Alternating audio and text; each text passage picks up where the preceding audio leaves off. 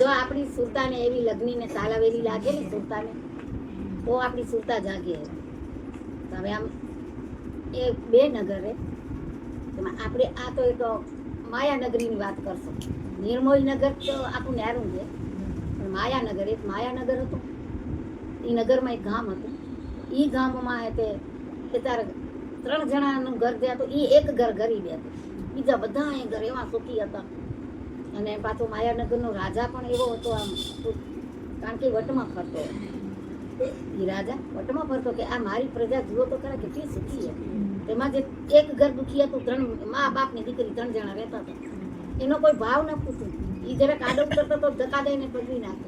આ કેને કે ગરીબનું હાથ કોઈ નથી, એને બોલે આ દીકરી વિચાર કર્યો એના બાપને કે બાપુ આપણને કેમ આ લોકો સભામાં બેસવાના? રાજા રોજ સભા ભરી બેસતો હોય બધાની. તો પછી આ છોરું કહેવાય ને દીકરી હતી. બાપને કે આપણે કેમ સભામાં જવા નથી દેતા? બેટા આપણે ગરીબ છીએ ને એટલે ગરીબને ના ઓળખે કોઈ, ગરીબને ના દે કોઈ બેસવા. તો એ શું એમ કે એ વળી રાજાનો ન્યાય કેવો એમ કે એ રાજા વળી કેવો છે તમારો? તો એ હતી આ ચોર મા બાપ ને જતા, મારા છોકરી બેચાર જતી હતી. તો રાજા જે ભાષણ કરે એ ના સાંભળે. આ છોકરીને કહે તું જા એમ તગડે હતી. એક દિવસે એને વિચાર કર્યો, રાજા સભા ભરી બેઠા અને આ છોકરી આવી ઘરેથી આવીને રાજાની સન્મુખ ઊભી. તો રાજા કે કા મારી સન્મુખ ઊભી રહેવાનું કારણ શું? હું તને ક્યાં હેતે માનું છું? તું નથી માનતો પણ હું તને માનું છું. મનોમાય અને વિચાર કર્યો, છોકરી હું પરણીશ તો આ રાજાને જ પરણીશ, બીજા મારા ભાઈને બાપ સમાન છે. તો આવી રીતે એને ઓલું કરી અને આવી ઘરે આવીને એને માને બાપને કહેતું, બાપુ હું પરણીશ તો આ રાજાને જ પરણીશ, બીજા તમારા ભાઈને બાપ સમાન છે. તમે ગમે તે થાય વાત કરું. બિચારા ગરીબો થઈ બીજા બિચારા આવ્યા આમાં ઉભા રહે. પૂછ્યું રાજાને, એ રાજાને કે આ બાળ હટ કહેવાય, આ દીકરી મારી હટી લીધી. શું હટ કરી હોય? તો કે એને હટ કર્યો હોય કે હું પરણીશ તો આ રાજાને જ પરણીશ, મારો પતિ આ રાજા છે. મનોમાય હું એને વરી ચૂકી હોય, બીજા બધા ભાઈને બાપ સમાન. એ રાજા એનો સ્વીકાર કરજો અને એનાથી તમે પરણજો. એ હું બોલ્યો એમ કે ના પરણું એક શરતે મારી. અમે પાઘડી પહેરીએ, હા આ પાઘડી પહેરી પાઘડીના આંટા ખોલી દો તો એ તે પરણું તાર દીકરી આપે. ત્યાં આંટા નહીં ખોલો, પાઘડી મારી નહીં ખોલો ત્યાં સુધી નહીં પરણું. અમે તો જાણતા નથી કેમ આંટા ખોલવા, અમને કંઈ ખબર નથી. તો ગમે તે કોઈ બી હિસાબે દીકરીનું સુખ જોવું હોય તો આંટા ખોલવા પડે. તો કે આ ગામમાં ના મળે તો બહાર જાઓ, ગમે ત્યાંથી આંટા ખોલવા વાળો જો મળી જાય લઈને આવશો ને જો આંટા આના ખોલશે તો હું પરણી છે. તો આમ કરીને પછી 3 જણા બિચારા ગામથી બહાર ગયા. ગામથી બહાર નીકળ્યા તો થોડાક આગળ હાલતા જંગલ આવ્યું. આમાં એને દીકરીની નજર પડી. રાત થઈ ગઈ, અંધારામાં રસ્તા ઊંઝે નહીં, કાંઈ ઓલો ના થાય. પણ એક ઝૂંપડીમાં ટમ અજવાળું થતું હતું. મારે દીકરી કીધું બાપુ ઉમા તે અજવાળું દીવાનું અજવાળું છે, ત્યાં કાંક હશે, જે હશે તે હાલો ને ત્યાં આપણે કોરો ખાઈએ. તો આમ કરીને આડધડે બિચારા ગયા. તો હવે સંત મહાત્માનું હતું ઝૂંપડું. એ સંત મહાત્મા તો એનું નિત્ય કર્મ પ્રમાણે ભજન કરતા હતા. ભજન કરતા તેઓ ગયા બારે આવીને ઓટલે બેઠા તો 3. સતનો પૂરો થયો સમય, બહાર આવ્યા તો નજર પડી કે આ તમે ક્યાં ભૂલા પડ્યા છો, તમે કોણ છો? તો કે અમે આ ગામ આ નગરના અને આ ગામના છીએ. તો હવે અમે અમારે બધી એની માય ને બાપે બધી વાત કરી આ દીકરી જે બન્યું કારણ. તો કાંઈ વાંધો નહીં કે હાલો આપણે એમ કે વાળું પાણી હાથે કરીએ. આ બાપ કે વાળું પાણી હાથે કરો બરાબર, તમે માગીને લાવો તમારા જેટલું, અને અમે આખા 3 જીવ ના કરતા તમે જમો, અમે ભલે ને ઉપવાસ ભેગો ઉપવાસ. તો આમ કરીને તો કે ના કે બસ્તી મેં રહેના માગીને ખાના, ટુકડે મેં ટુકડા કરી દેના મેરે લાલ, આ લાગી વૈરાગી રામાં જોયું મેં જાગી, સંત એમ કહે. તો એને શું કે આ કોઈક મહાન પુરુષ છે.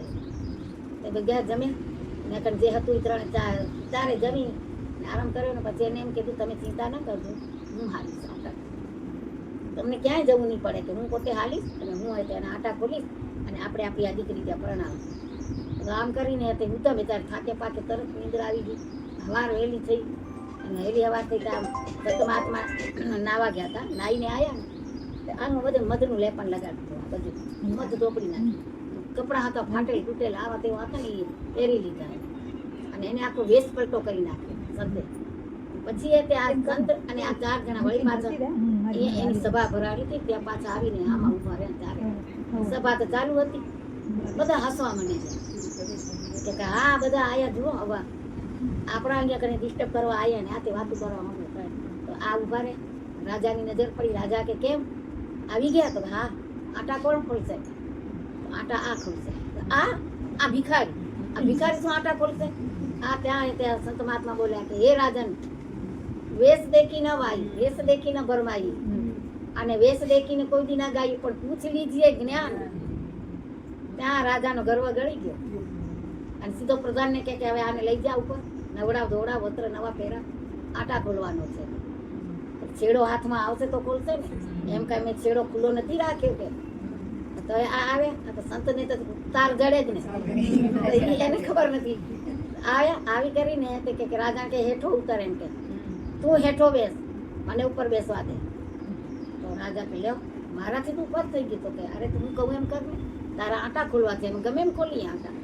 આખો તને રોજાવીએ નાખશે આટા ખોલતા ખોલતા તને આખો બીમારીએ નાખશે આટા ખોલવા સહેલી વાત નથી આ કરીને પછી છેડો હોદ્યો તો છેડો ઠેઠ એને આમ માતાની ગોતી નીચે દબાવી મૂક્યો હતો પણ સંત પારખી હતા એને તો પારખ જ્ઞાન હોય તો પારખ જ હોય ને છેડો કાઢીને મંડ્યા ખોલવા એક એ પછી હવે આટલું દ્રષ્ટાંત છે હવે આમાં આપણે સમજવાનું છે કે એ આટાવાળી પાઘડી પહેરી બેઠો તો એ રાજા કોણ હતો ને આ ગામમાં પ્રજા કઈ હતી ગરીબ ઘર કેવું હતું મા બાપ કોણ હતા દીકરી કોણ હતી અને આટા ખોલનારા સંત કોણ હતા આપણે નક્કી કરવાનું આપણે આત્મ સદગુરુની શાન હોય ને તો આ બધી આપણે ગમ પડતી કે આ કાયા ઈ માયા આ માયા નગર કહેવાય આમાં જે ગામ એ 10મો દ્વાર આ ગામમાં ઘર